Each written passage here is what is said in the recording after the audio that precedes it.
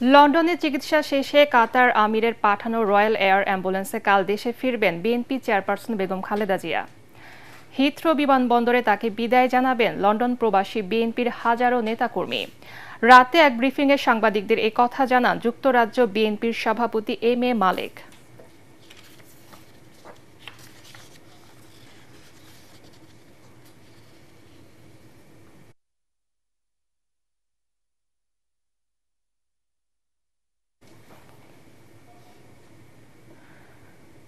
গত ৮ জানুয়ারি উন্নত চিকিৎসার জন্য লন্ডন যান সাবেক প্রধানমন্ত্রী বেগম খালেদা জিয়া। বাংলাদেশে অনেক লক্ষ লক্ষ মানুষ অপেক্ষা করছে, কোটি মানুষ অপেক্ষা করছে দেশনেত্রী বেগম খালেদা জিয়া যাবেন।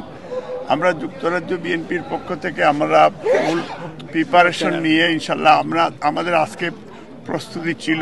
আমাদের নেত্রী সেই রেসপেক্ট রেখেই উনি সিদ্ধান্ত নিয়েছেন কাতার গভর্নমেন্টের পাঠানো যে এয়ারক্রাফট এটাই উনি বাংলাদেশে যাবেন ইনশাআল্লাহ। আমাদের ভারপ্রাপ্ত চেয়ারম্যান সাহেব বাংলাদেশের সারা পৃথিবীর বাংলা ভাষাভাষী এবং মুসলিম উম্মার কাছে দোয়া চেয়েছেন।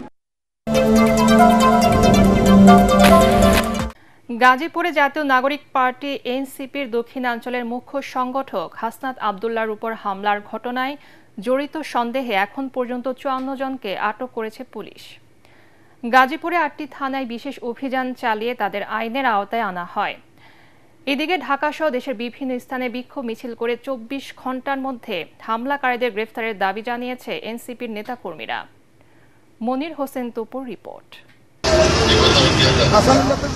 বাংলাদেশ কৃষি বিশ্ববিদ্যালয়ে এক অনুষ্ঠান শেষে ফেরার পথে রোববার সন্ধ্যায় গাজীপুরের চান্দনা চৌরাস্তায় এনসিপির মুখ্য সংগঠক হাসনাত আবদুল্লাহর গাড়িতে হামলা করে দুর্বৃত্তরা। এই হামলার ঘটনায় উত্তাল সারা দেশ। এই ঘটনায় জড়িতদের আইনের আওতায় আনতে রাতেই বিশেষ অভিযান চালায় গাজীপুর মেট্রোপলিটন পুলিশ। সদর, বাসন, কোনাবাড়ি, কাশিমপুর, গাছা, পুবাইল, টঙ্গী সহ বিভিন্ন থানায় অভিযান চালিয়ে এখন পর্যন্ত ৫৪ জনকে আটক করা হয়।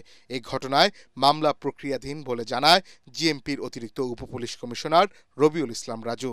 এই ঘটনার সাথে যারা সম্পৃক্ত আছে তাদের বিরুদ্ধে আমাদের গাজীপুর মেট্রোপলিটন পুলিশের সম্মানিত কমিশনার স্যারের জিরো টলারেন্স রয়েছে এবং আমরা সকল টিম স্যারের নির্দেশে এবং ঊর্ধ্বতন কর্তৃপক্ষ ঢাকা থেকে আমাদের পুলিশ হেডকোয়ার্টার থেকে সকল সিনিয়র স্যাররা আমাদেরকে দিক নির্দেশনা দিচ্ছেন।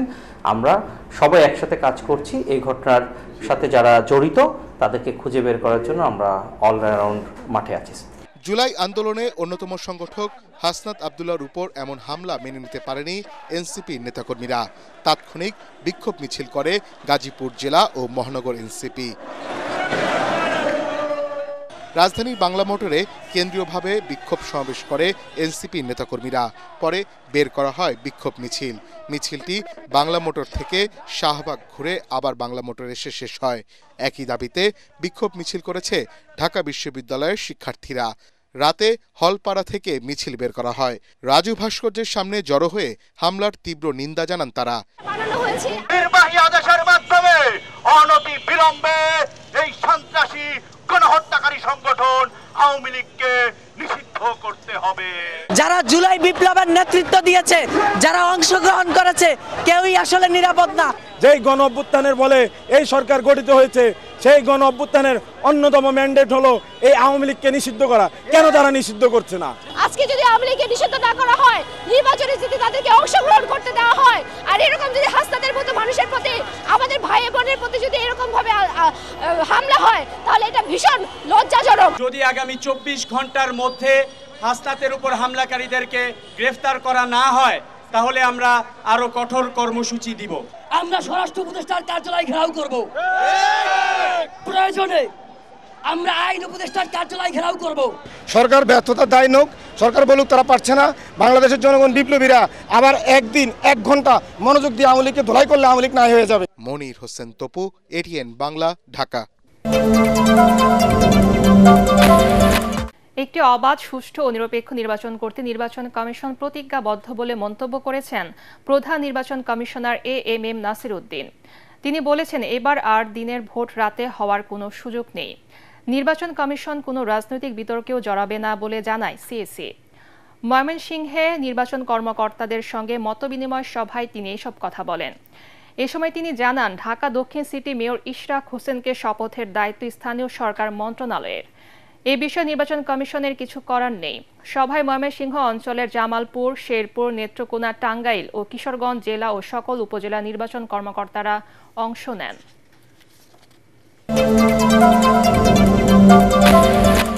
গ্যাজেট ভুক্তির দাবিতে ঢাকা বিশ্ববিদ্যালয়ের রাজু ভাস্কর্যে আমরণ অনশন শুরু করেছেন ৪৩তম বিসিএসে বাদ পড়া ভুক্তভোগীরা। অসুস্থ হয়ে পড়েছেন অনেকেই। তারা জানান, পুনরায় ভেরিফিকেশন শেষে গত জানুয়ারিতে চাকরিতে যোগদানের আশ্বাস দিলেও বাস্তবায়ন করেনি জনপ্রশাসন মন্ত্রণালয়, যাকে নতুন বাংলাদেশের চরম বৈষম্য বলছেন তারা। রিপোর্টে জানাচ্ছেন মাহবুব কবির চপল। ম্যাজিস্ট্রেট, পুলিশ সহ বিভিন্ন পদে বিসিএস কর্মকর্তা হিসেবে চাকরি করার কথা ছিল তাদের, কিন্তু ভেরিফিকেশনের গ্যাঁড়াকলে গেজেট থেকে বাদ পড়ে যেতে হয়েছে আমরণ অনশনে। ৪৩তম বিসিএসে সব পরীক্ষায় উত্তীর্ণ হলেও গেজেটভুক্ত করা হয়নি ২২৭ জনকে। গত জানুয়ারিতে পুনরায় ভেরিফিকেশন করে দ্রুত নিয়োগের আশ্বাস দেন জনপ্রশাসন সচিব। এই যে ২২৭ বললাম, এর মেজরিটি, মোর দ্যান মেজরিটি আপনারা এই যেভাবে বিজ্ঞাপন জারি হয়েছে যারা নর্মাল তাদের পক্ষেও জারি হবে। শুধু একটা প্রক্রিয়ার ব্যাপার, দে উইল গেট ইট। কিন্তু ৪ মাসেও সে আশ্বাস বাস্তবায়ন হয়নি। ফলে চরম হতাশায় চাকরি প্রার্থীরা ২৯ এপ্রিল থেকে বসেছেন আমরণ অনশনে। আমার মা ক্যান্সার পেশেন্ট, তাকে রেখে আমি এখানে আসছি।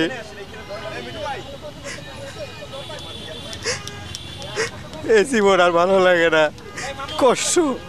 আমার যদি কোনো অপরাধ থাকতো তাহলে আমি প্রথম গেজেটেড হইতাম না। যেহেতু গেজেটেড হলাম, ১.৫ মাসে কি এমন অপরাধ করলাম যার কারণে দ্বিতীয় গেজেট থেকে আমাকে বাদ দেওয়া হলো। ২৪-এর আন্দোলনে বলেন, 18 আন্দোলনে সরাসরি সম্পৃক্ত, সেখানে আমাদের সাথে এরকম বৈষম্য, এটা খুবই অনাকাঙ্ক্ষিত এবং প্রথম বৈষম্যের যেন শিকার আমরাই। মানুষ মনে করতেছে কি ক্রিমিনাল যে এদেরকে বাদ দিয়েছে, মুখ দেখানোর মতো অবস্থানে। আমরা যে কি মানবেতর জীবনযাপন করতেছি। সেই সামারিটি সাইনের জন্য প্রধান উপদেষ্টা মহোদয়ের কার্যালয়ে পাঠানো হয়েছে, কিন্তু মানে ঠিক কি কারণে প্রধান উপদেষ্টা মহোদয়ের কার্যালয় থেকে সেটি আর সাইন হয়ে আসে না। প্রতি সপ্তাহেই খালি শুনি যে এই সপ্তাহে গ্যাজেট হবে, রবিবার শুরু হয় আশা নিয়ে, বৃহস্পতিবার শেষ হয় হতাশা নিয়ে। আওয়ামী লীগ সরকারের সময়ও বিভিন্ন অজুহাতে বিসিএস সহ নানা চাকরিতে বাদ দেওয়া হতো অনেককে। এখনও সেই ধারাকে অপ্রত্যাশিত বলছেন গণ অধিকার পরিষদের সভাপতি নুরুল হক নূর। কেন আপনি সর্বোচ্চ পরীক্ষায় উত্তীর্ণ হয়ে আপনার মেধার স্বাক্ষর রেখে আপনি বঞ্চিত হবেন? এই মেধার জন্যই তো এই বড় একটা লড়াই হয়েছে। আমরা রাষ্ট্রকে, সরকারকে আমরা পদক্ষেপ নেওয়ার অনুরোধ জানাই। এ বিষয়ে কথা বলতে জনপ্রশাসন সচিবকে পাওয়া যায়নি, ফোনও রিসিভ করেননি তিনি। কথা বলতে রাজি হননি নবনিয়োগ শাখার কেউ। গেজেটভুক্ত না করা পর্যন্ত আমরণ অনশন চালিয়ে যাবার ঘোষণা দিয়েছেন ভুক্তভোগীরা। মাহবুব কবির চপল, এটিএন বাংলা, ঢাকা।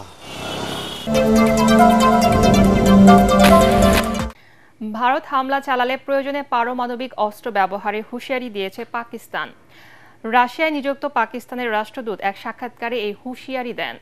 অপরদিকে ভারতের প্রতিরক্ষা মন্ত্রী রাজনাথ সিং বলেছেন, যারা সন্ত্রাসী হামলা চালিয়েছে তাদের উপযুক্ত জবাব দেয়া হবে। অন্যদিকে যুদ্ধ প্রস্তুতির অংশ হিসেবে রাতে পাঞ্জাবে ব্ল্যাক আউটের মহড়া চালিয়েছে ভারতীয় সেনাবাহিনী।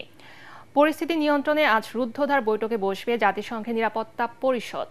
এদিকে রাতে কাশ্মীর সীমান্তের নিয়ন্ত্রণ রেখায় 2 দেশের সেনাদের মধ্যে আবারও গোলাগুলির ঘটনা ঘটেছে।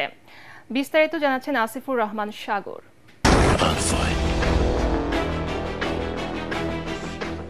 জম্মু কাশ্মীরের পেহেলগামে সন্ত্রাসী হামলাকে কেন্দ্র করে ভারত ও পাকিস্তান উভয় দেশই যুদ্ধের খুব কাছাকাছি পৌঁছে গেছে। শত্রুকে ঘায়েল করতে সমরসজ্জায় ব্যস্ত চিরশত্রু 2 দেশ। ভারতের প্রতিরক্ষা মন্ত্রী রাজনাথ সিং রোববার এক অনুষ্ঠানে ভারতের উপরে যারা কুনজর দিয়েছে তাদের উপযুক্ত জবাব দেওয়ার ঘোষণা দিয়েছেন। दूसरी तरफ हमारे संत जीवन भूमि में लड़ते हैं। আমি আপনাদের আশ্বস্ত করতে চাই যে প্রধানমন্ত্রী নরেন্দ্র মোদীর নেতৃত্বে ভারতবাসী যা চান তা অবশ্যই ঘটবে। যারা ভারতের উপর খারাপ নজর দিয়েছে, সশস্ত্র বাহিনীর সঙ্গে কাজ করে তাদের একটি উপযুক্ত জবাব দেয়া হবে। आंख उठाने वालों को मुंहतोड़ जवाब। এ পরিস্থিতিতে আগুনে ঘি ঢেলেছে রাশিয়ায় নিযুক্ত পাকিস্তানের রাষ্ট্রদূত খালিদ জামি। রুশ সংবাদ মাধ্যমকে দেয়া সাক্ষাৎকারে তিনি দাবি করেন, ভারত যদি হামলা চালায় তাহলে প্রয়োজনে প্রচলিত অস্ত্রের বাইরে পারমাণবিক অস্ত্র ব্যবহার করবে Pakistan. When it comes to India and Pakistan, Bharat দায়িত্ব জ্ঞানহীন বিবৃতি দিয়ে উত্তেজনা উস্কে দিচ্ছে। যুদ্ধ বাঁধলে পাকিস্তানের তুলনায় ভারতের সংখ্যাগত শক্তির কোনো মূল্য থাকবে না। পাকিস্তান যুদ্ধে তার পূর্ণ শক্তি প্রদর্শন করবে। প্রয়োজনে প্রচলিত এবং পারমাণবিক দুই অস্ত্রই ব্যবহার করা হবে। এদিকে পাকিস্তানের সঙ্গে উত্তেজনার মধ্যে রাতে পাঞ্জাবের ফিরোজপুর সেনানিবাস ও আশপাশের এলাকায় ব্ল্যাকআউটের মহড়া চালিয়েছে ভারত। সংবাদ মাধ্যম এনডিটিভি জানিয়েছে, পাঞ্জাবের ফিরোজপুর সেনানিবাস এলাকায় স্থানীয় সময় রাত 9টা থেকে 9:30 পর্যন্ত বিদ্যুৎ সংযোগ বিচ্ছিন্ন করে এই মহড়া চালানো হয়। लाइट पूरी तरह ऑफ की गई, तुम देख रहे हो कोई भी व्हीकल हो जाने जा रहा है जिदी लाइट जगदे हुए। এদিকে যুদ্ধ উত্তেজনার মধ্যেও জীবন থেমে নেই কাশ্মীর উপত্যকার মানুষের। যুদ্ধের আশঙ্কা মাথায় নিয়ে চলছে অনুষ্ঠান, হচ্ছে বিয়ে। বার্তা সংস্থা এএফপি জানিয়েছে, পাকিস্তান নিয়ন্ত্রিত কাশ্মীরের নীলম ভ্যালির আশকোট গ্রামের রাবেয়া বিবি ও চৌধুরী জুনায়েদ বিবাহ বন্ধনে আবদ্ধ হয়েছেন। সন্ত্রাসী হামলা নয়, যুদ্ধ নয়, মানুষের জীবন আনন্দে পূর্ণ হয়ে উঠুক, সাধারণ মানুষের এটুকুই প্রত্যাশা। আসিফুর রহমান সাগর, এটিএন বাংলা।